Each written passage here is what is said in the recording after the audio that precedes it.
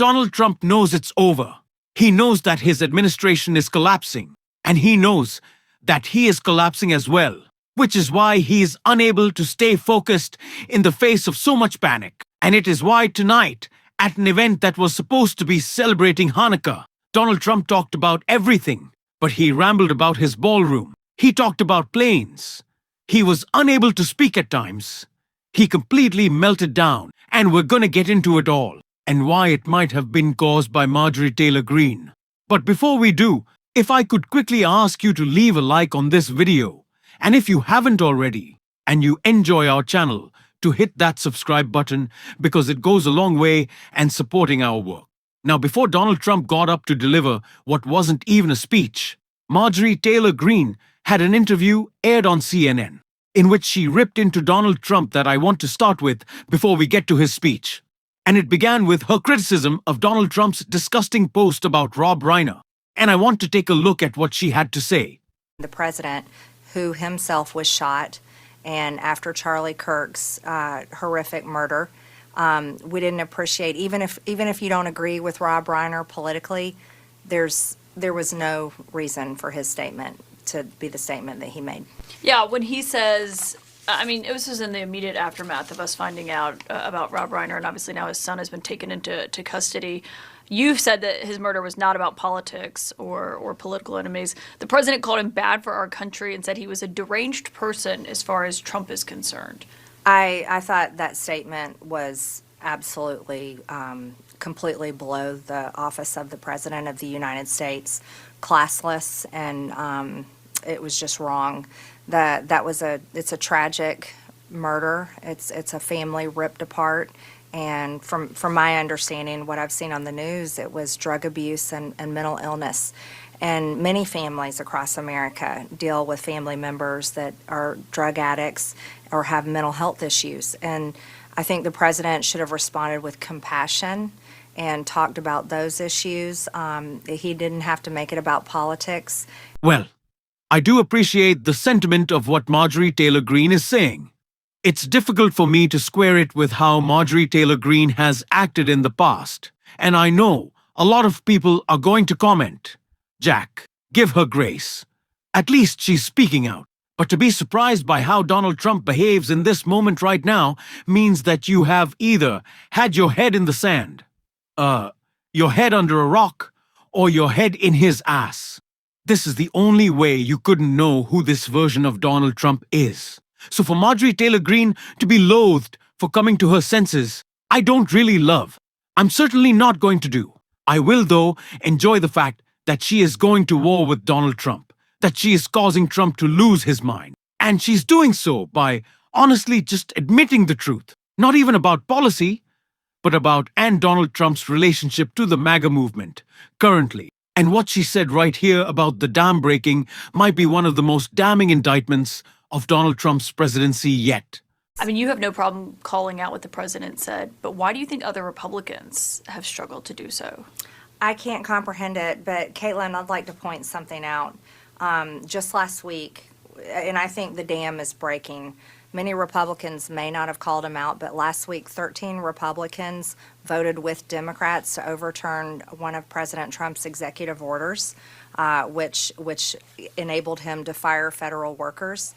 We also saw Indiana Republicans vote against redistricting. He didn't call any of them traitors and call for primaries against them.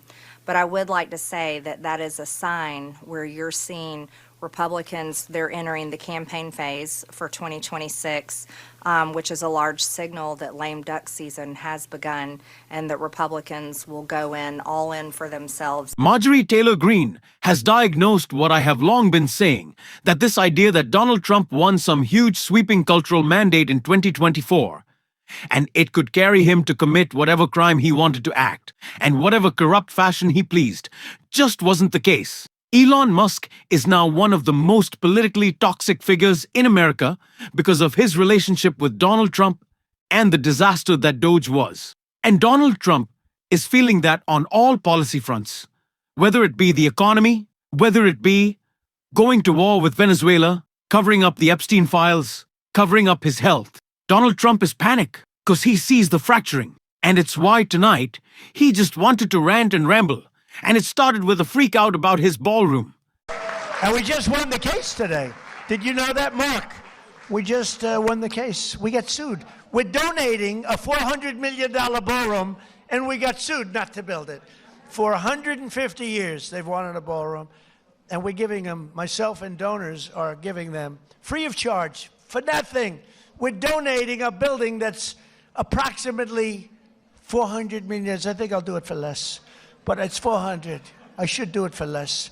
I will do it for less. But just in case I say 400, otherwise if I go $3 over, the press will say, it costs more. I built under budget and ahead of schedule. Right, Jason? Always.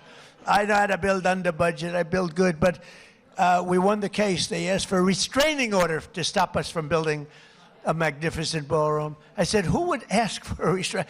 We're giving them, Sid, a $400 million. It'll be the most beautiful ballroom, and it'll handle inaugurations.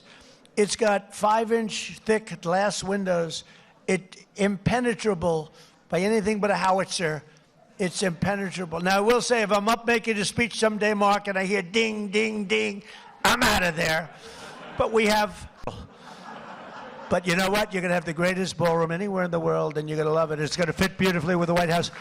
Happy Hanukkah. Have a great year. We love you, and we love Israel. Thank you very much. People are unable to afford their groceries. Donald Trump is throwing a giant party at the White House right now. And he's wondering why we're unsatisfied with the $400 million being spent on a ballroom by billionaires and CEOs who are getting tax cuts. Because they are willing to support an endeavor, which, by the way, I do not believe for a second isn't going to cost us the taxpayer any money. It certainly will. And so, Donald Trump throwing a big party and saying, oh, but this isn't big enough. Let me rant and ramble. And the people who want to stop you are the people who actually care about our country, want to see its history preserved, and don't want a buffoon continuing to besmirch and destroy it. And speaking of a buffoon, just listen to how dumb Trump sounded here. The dark of night, the darkest you've ever seen. They wanted to be as dark as possible. They didn't want anything. And the only time anybody could see those planes was when those bomb chutes open up, because it becomes totally unstealth when it goes. I explained that to Mark Levin once. You're going in, you go like this, and as soon as it goes like this, for some reason, the plane is totally visible, not good. And I watched it happening, and just, it's like I'm sitting home watching it. You know, it's amazing. The Situation Room is an amazing place. But I watched him go bing, bing. It went bing, bing, and 2 massive 100,000-pound bombs. The plane went bing, bing, bing, bong, bing. This guy controls the nuclear codes, really. Like, at the end of the day, I know there are things that we can get more upset about. There's always something we can get more upset about, but the stupidity of it all is just a drag. Just a daily drag. It is so tiring to watch.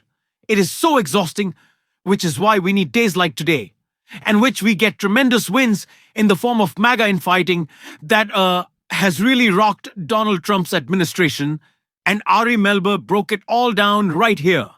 Again, these are the quotes of Trump's top aide, and they are quite different from the usual defenses we hear. And they are more credible attacks on the administration, its policies, and some of its top members. Why and how this came out, why she talks like this, we'll get into in conversation. But I want to go to the enemies list here, because more than anything else, which might just be politically embarrassing, Wiles has taken action through these words tonight. She has given evidence and confirmation of an unlawful prosecution on the enemies list charges, which means what she says, because she's a government official, is now probably court evidence and could doom some of the cases you see on your screen. As for the Trump revenge plots, she says, I don't think he's on a revenge tour. In some cases, it may look like retribution. And there may be an element of that from time to time. Who would blame him? Not me. So that's sort of her warm-up. And if that's all she said, okay, debatable. Then, when Vanity Fair asked about New York Attorney General Letitia James, who the DOJ has now thrice failed to indict, she says, well, that might be the one retribution. That is a confession. That is potentially admissible in court. You have a top White House official admitting it's retribution. case you're keeping score, retribution is exactly the kind of evidence that defense counsel needs to get the case tossed. As for James Comey, she says, I mean, people could think it does look vindictive. I can't tell you why you shouldn't think that. I don't think he wakes up thinking about retribution, but when there's an opportunity, he will go for it. This is meaningfully negative for the DOJ case and plan against Comey. If she meant to hurt her own side, okay. If she didn't, that's why some people maybe aren't as good at interviews. Wiles says she has a loose agreement with Trump that the score settling will end before the first 90 days are over. That was a planned deadline that he didn't meet because she admits the score settling continues. This is evidence of what is called selective prosecution, which A, can get the case tossed, B, can get other people in trouble depending on how judges view it. Wiles says today the article is a disingenuously framed hit piece on me with significant context disregarded. MAGA is breaking down, and there is a lot of speculation about why Susie Wiles gave this interview, why she spoke to Vanity Fair in such a way. There's some people suggesting that it might have been she didn't realize she was on the record. It might have been that she was just furious and venting. It might have been a power play. It's very possible that Susie Wiles, knowing that there was a bit of a loosening of the grip of power that not just Trump, but she had within MAGA, was hoping that if a story like this went out, then it would mean that Marco Rubio and J.D. Vance and Stephen Miller and Caroline Leavitt would then go, has to have to kiss her ring, because all of them condemned it today.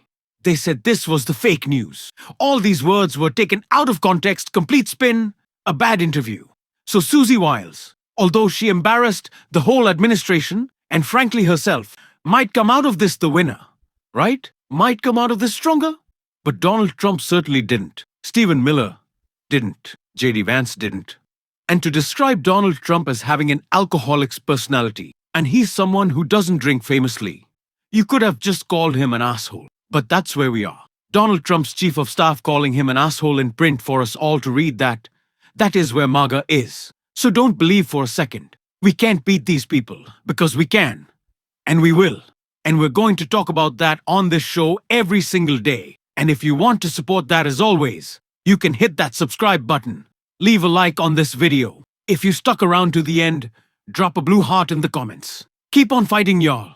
Don't let them silence you. And until next time, I'll see you soon.